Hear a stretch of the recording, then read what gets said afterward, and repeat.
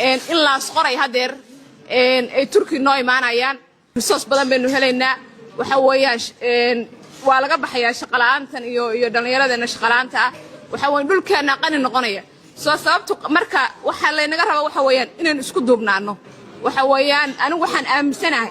yuhuudda faraj ilaahay noo soo diray inay tahay sababtoo ah waxa weeyaan de maanta imaanshaheena isu nimi runtii waxa aad loo dadajinayaa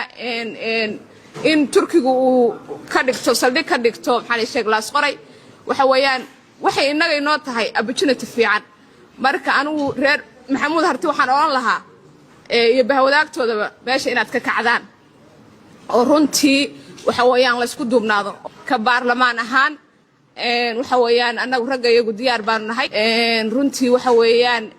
diyaar waxaan u nahay wax walba oo xagga iyaga ah inaan isgarabsano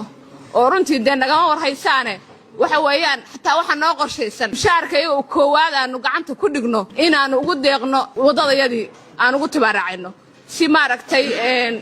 aanu hormuud ugu noqono maaragtay mustaqbalka iyo